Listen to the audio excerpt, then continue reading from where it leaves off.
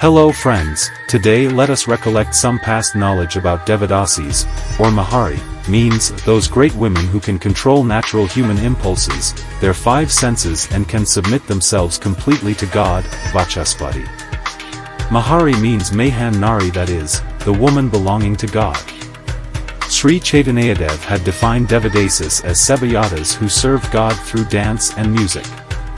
The word Devadasi is made up of two Sanskrit words, Deva, which means God, and Desai, meaning a female servant. It is a system of female prostitution with religious sanctions. Most of the girls who were forced into this practice belonged to low castes such as Dalits. In India, a Devadasi is a female artist who is dedicated to the worship and service of a deity or a temple for the rest of her life. The dedication takes place in a ceremony that is somewhat similar to a marriage ceremony. In addition to taking care of the temple and performing rituals, these women also learn and practice classical Indian dances such as Bharatanatyam, Mohiniyattam, Kuchipudi, and Odissi. Their status as dancers, musicians and consorts were an essential part of temple worship. Between the 6th and 13th centuries, Devadasis had a high rank and dignity in society and were exceptionally affluent as they were seen as the protectors of the arts.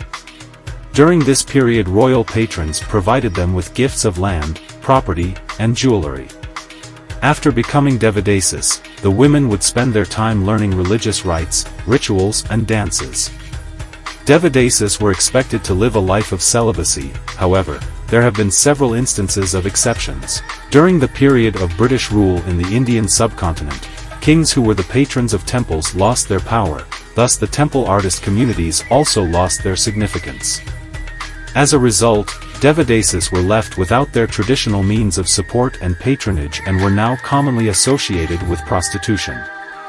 The practice of Devadasi was banned during British rule, starting with the Bombay Devadasi Protection Act in 1934. The colonial view of Devadasi practices remains debated as the British colonial government were unable to distinguish the Devadasis from non-religious street dancers.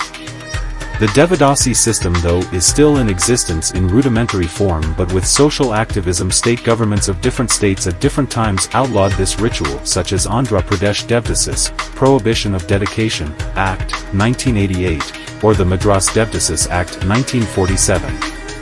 The practice became significant when one of the great queens of the Somavamshi dynasty decided that in order to honor the gods, certain women who were trained in classical dancing should be married to the deities. The inception of the practice was one that was imbued with great respect, as the women who were chosen to become Devadasi were subject to two great honors.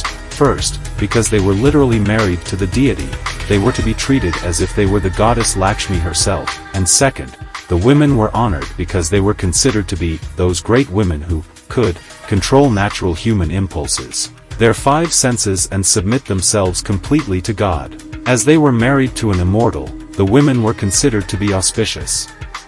Their main duties, in addition to committing to a life without marriage, to a mortal, in the common, popular sense, were to take care of a temple and learn classical Indian dances, usually the Bharatanatyam, which they would perform at temple rituals.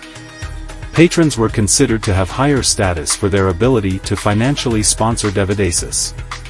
According to temple worship rules, or agamas, dance and music are the necessary aspects of daily puja for temple deities. Devadasis were known by various local terms such as Basivi in Karnataka, Matangi in Maharashtra, and Kalavantan in Goa and Damayan. Devadasis were also known as Jogini, Venkatasani, Nalis, Muralis and Theradian. Thanks for watching. Don't forget to subscribe.